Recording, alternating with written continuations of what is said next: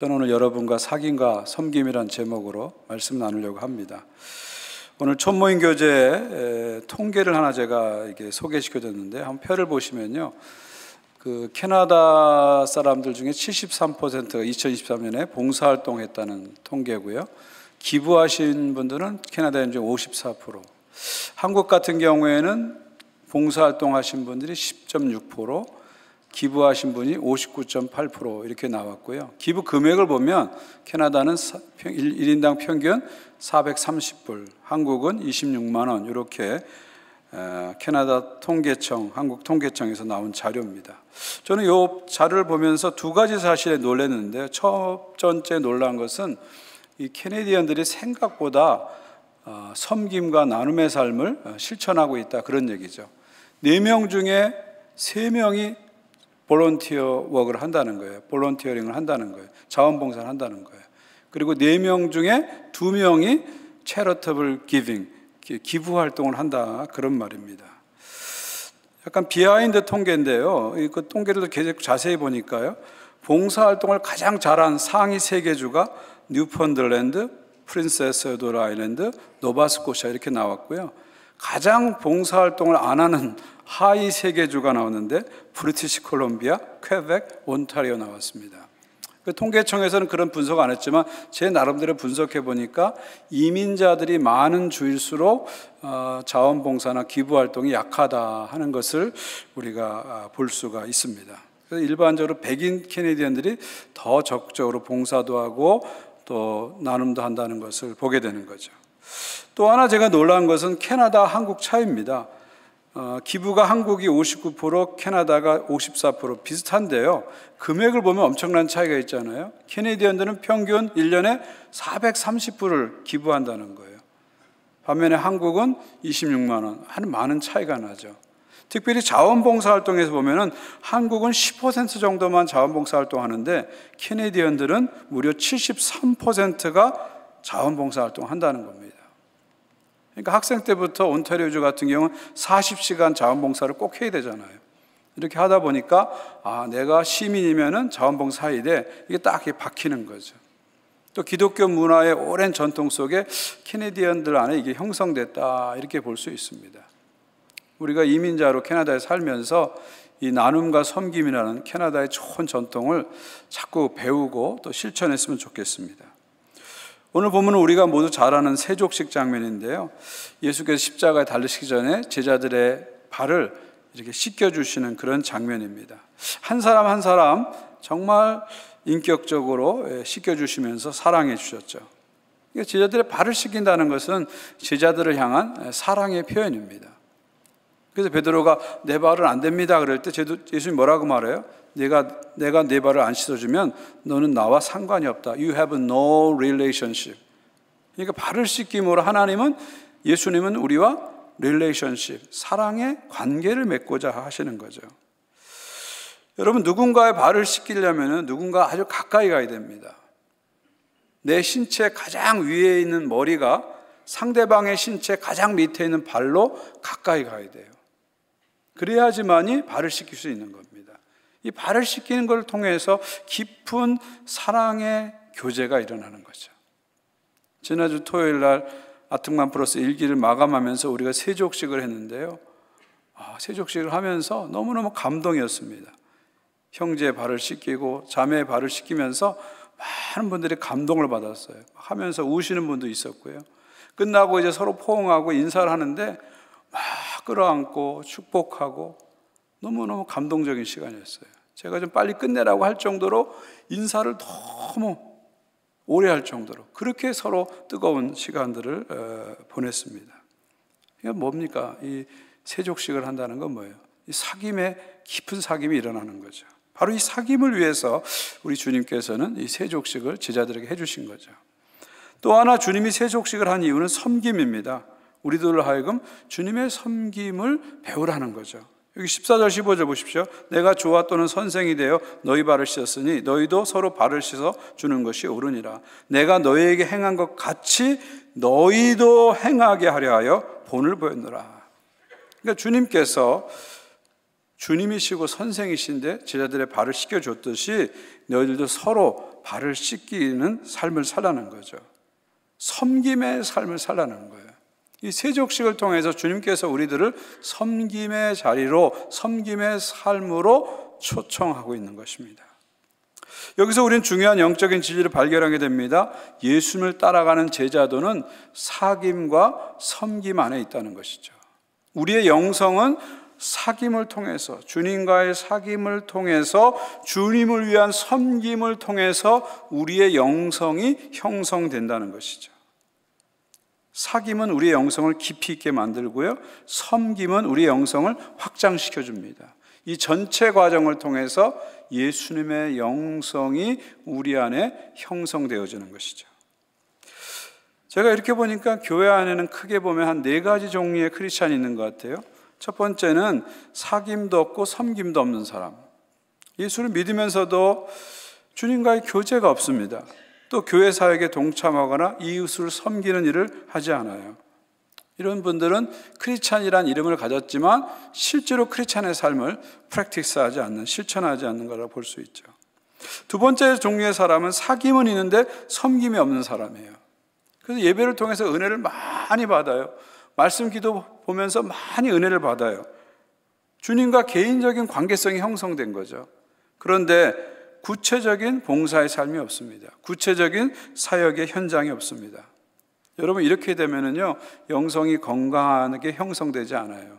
자기 만족적인 영성으로 빠지게 되고, 자칫하면요, 건강하지 못한 이상한 영성, 잘못된 신비주의로 빠질 수 있습니다. 세 번째는 섬김은 있는데 사귐이 없는 사람입니다. 이건 반대죠. 열심히 주님을 섬기는데 주님과의 사귐이 없어요. 주님과 개인적인 관계가 없어요. 그냥 인간적인 의무감에서, 사람들에게 인정받고자 하는 마음에서 봉사를 하는 거죠. 자, 이렇게 하면은요, 2가지 건강하지 못한 모습이 나타나죠. 하나는 낙심입니다. 주님 안 바라보고 사람을 자꾸 바라보니까 자꾸 사역하다가 낙심해요. 실망해요. 자꾸 상처받아요. 두 번째 나타나는 것은 고갈입니다. 번아웃이라고 하죠. 주님으로부터 은혜의 공급이 없으니까 이 사역을 하면서 번아웃이 일어나는 거예요. 고갈이 일어납니다.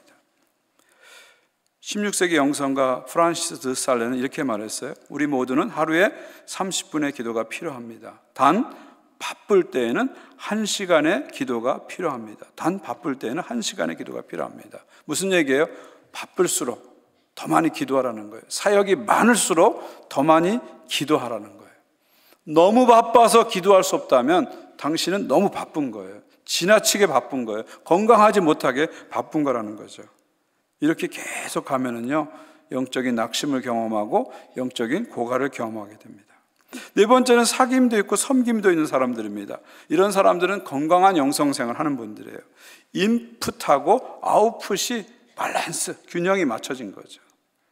자기 안에 인워드전이, 내적 여정과 아웃워드전이, 외적 여정이 균형이 있는 거예요.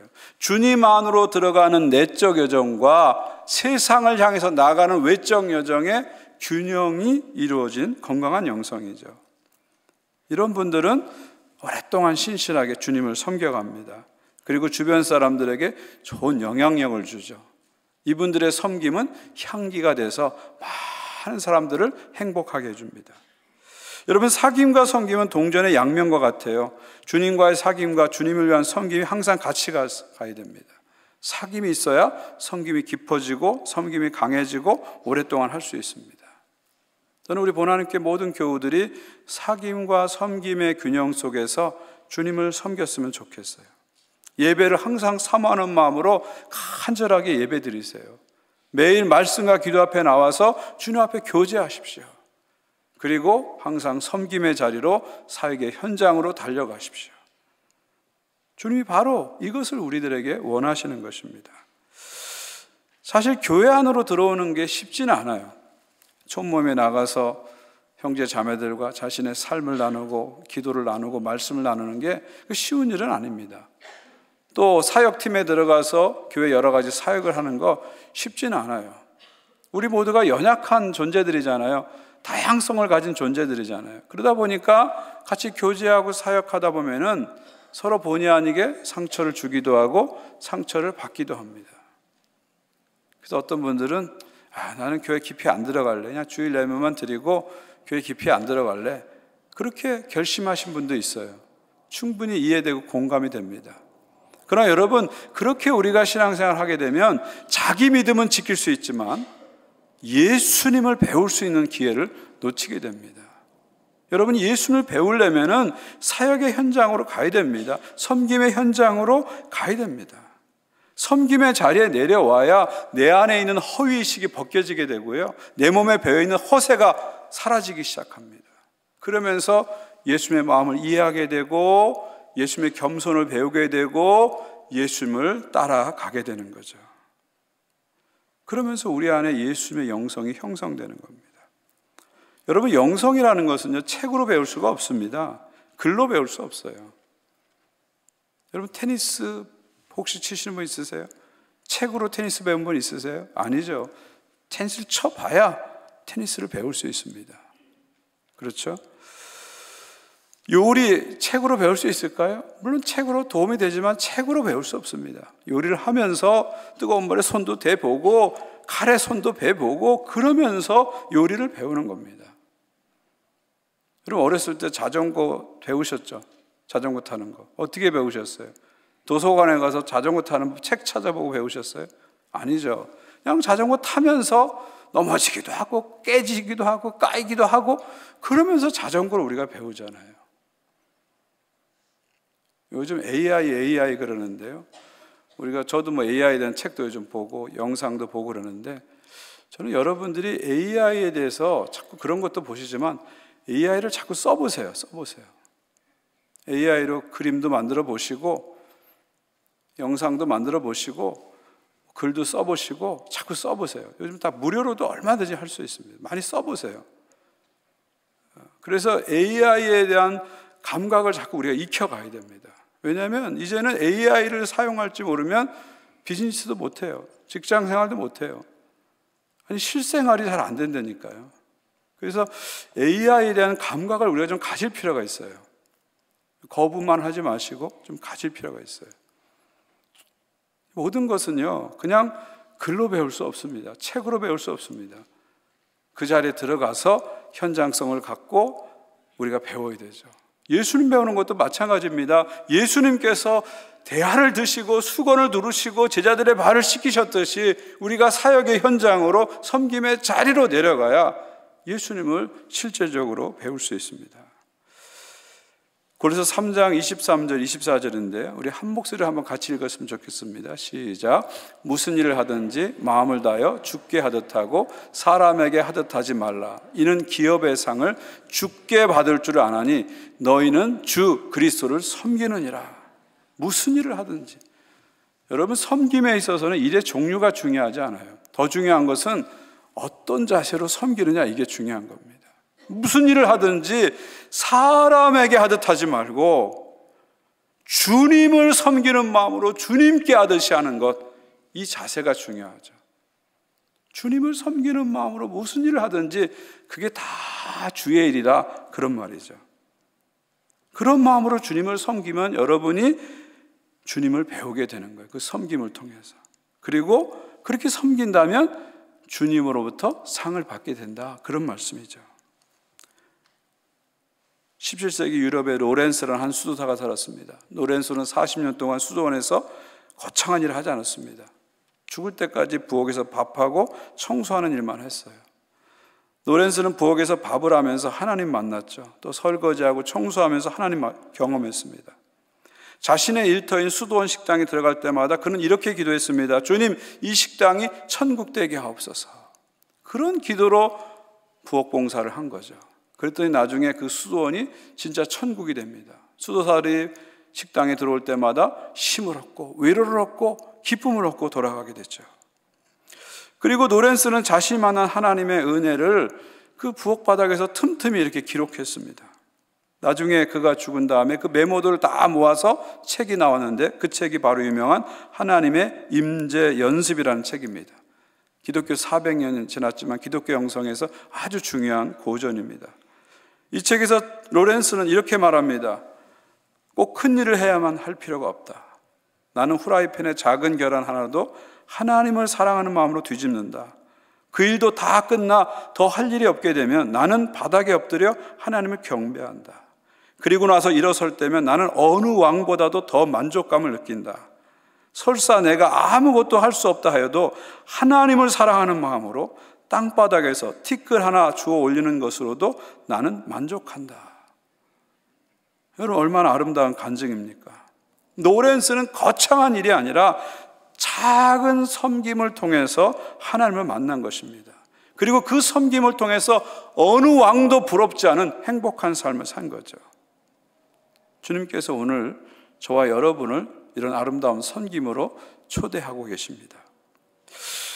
여러분, 날연보란 말 들어봤나요? 날연보, 데이 오퍼링, 날연보. 이 연보란 말은 여기 좀 연세 있으신 분은 아실 겁니다. 헌금을 옛날에 연보라 그랬거든요. 날연보.